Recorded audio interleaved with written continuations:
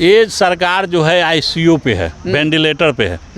ये कितना दिन चलेगा इसका जवाब जो है, आज प्रधानमंत्री भी को चेहरे के देखिए तो चमक कहीं गायब हो गया है।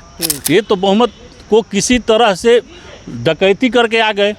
पूरे देश में इनकी विश्वसनीयता नहीं है कि ये जो एनडीए की सरकार है, मोदी सरकार है, ये कुछ ही दिनों में गिर जाएगी। और नमस्कार, आदाब।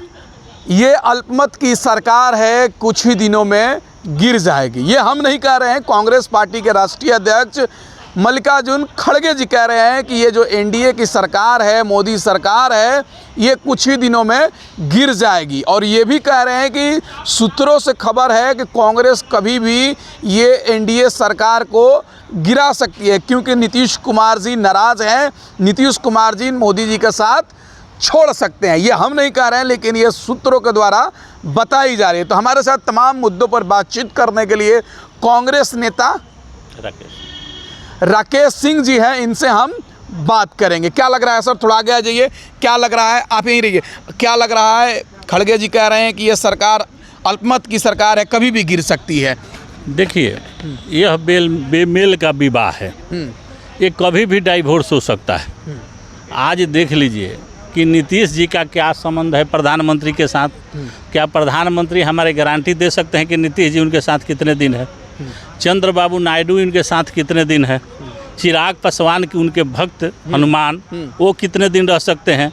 चूँकि विपक्ष को तो इन्होंने झुनझुना धरा दिया है, तो वो झुनझुना को कितना समय तक संभालेंगे, इसके लिए तो प्रधानमंत्री ही बता सकते हैं। तो ये सरकार की जो है कोई गारंटी नहीं है कि कितने दिन तक रहेगी। ये सरकार जो है मजबूरी का गठजोड़ है, ये कब किधर किस तरफ बैठ जाएगा इसकी कोई गारंटी नहीं है। लेकिन आप कह रहे हैं सरकार गिरने की बात कर रहे हैं। नीतीश कुमार जी तो मोदी जी के पैर छू रहे हैं, देखे नहीं आप मंच पर? देखिए, वह पैर छू नहीं रहे हैं। अब तो वो पैर छू रहे हैं कि छुआ रहे हैं, ये तो आप सामने देखने को मिलेगा कि आज नीतीश जी, चंद्रबाबू नायडू, जितने भी लोग उनके साथ गठजोड़ में हैं, आज कोई संतुष्ट नहीं है। और ये सरकार जो है, इसकी जो चरित्र है, इसकी विश्वसनीयता जो है, आज समाप्त हो चुका है। पूरे देश में इनकी विश्वसनीयता नहीं है। ये सत्ता में आए थोड़े हैं, ये तो सत्ता को लूट के लिए आए हैं। इनके पास बहुमत है कहाँ? ये तो बहुमत को किसी तरह से डकैती करके आ गए। डकैती करके आए कि जनता वोट दी है उनको? जनता तो अगर वोट दी होती तो इनके 19 मंत्री हार जाते। प्रधानमंत्री तो शुरू से हार ही रहे थे, कैसे कैसे जीत गए प्रधानमंत्री जी की आत्मा जानती होगी। आज प्रधानमंत्री भी को चेहरे के देखिए तो चमक कहीं गायब हो गया है। उनको नींद नहीं पड़ेगा। लोकसभा शुरू होने दीजिए, वो सो नहीं पाएंगे। इटली घूमने गए हैं देश को मजबूत करने के लिए, इटली चले गए। देश को कितना मजबूत कर रहे हैं। इस देश के हमारे 44 लाख बच्चे और उनके परिवार आज सड़क पे हैं, आंदोलन कर रहे हैं। ये तो पेपर लीक की सरकार है, देश विरोधी सरकार है, युवाओं के साथ धोखा देने वाले लोग हैं, ये देश को लूटने वाले लोग हैं। ये कभी सरकार चलाने की इनकी नीयत कहाँ है? ये लोग सरकार चलाने वाले लोग नहीं है, बैसाखियों की सरकार है। कभी भी एक बैसाखी टूटेगा, ये लोग डुमला जाएगा। अच्छा, एक चीज़ हम सोशल मीडिया पर लगातार पढ़ रहे हैं कि कुछ लोग कह रहे हैं कि आज़ादी के बाद से पहला बार हुआ है कि किसी सरकार में मुस्लिम मंत्री नहीं बन पाया। तो आप हिंदू समाज से इस पर क्या कहना चाहेंगे? देखिए, यह देश का दुर्भाग्य है कि देश के शीर्ष पद पर बैठा हुआ व्यक्ति हमारे हर समाज के विषय में न सोचे। हमारे तो हर समाज के लोग इस समाज में जुड़े हुए हैं, चाहे वो हिंदू हो, चाहे मुसलमान हो, सिख हो, ईसाई हो। तो अगर उनकी पॉपुलेशन आज़ादी के पहले से है तो उनको भागीदारी मिलनी चाहिए और उनको जो है कैबिनेट में होना चाहिए। यह प्रधानमंत्री की विश्वसनीयता को ख़त्म करता है पूरे विश्व में कि हमारे कैबिनेट में कोई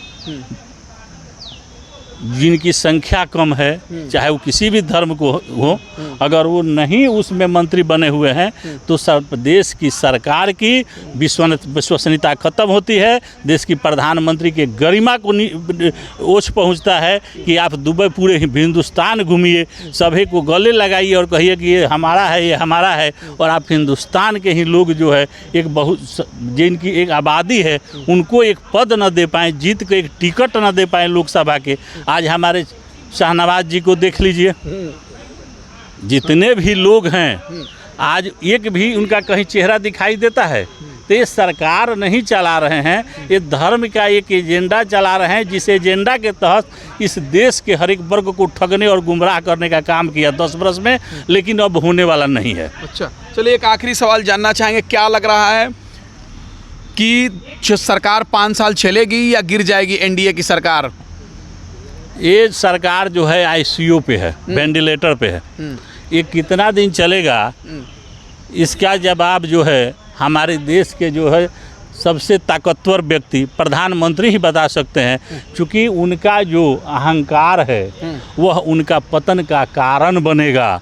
और जो भ्रष्टाचार, लूट खसोट बचा के रखे हुए हैं हिंदुस्तान में, महंगाई और बेरोजगारी, और हमारे देश के जितनी भी संप्रदा है उसको उद्योगपतियों अपने मित्रों को दान में दे रहे हैं, यह जो है उनका गठजोड़ जो है यह चलने वाला नहीं है। ये सरकार धड़धड़ा के गिरने वाली है। चलिए, बहुत शुक्रिया सर बातचीत करने के लिए, धन्यवाद आपका। Thank you.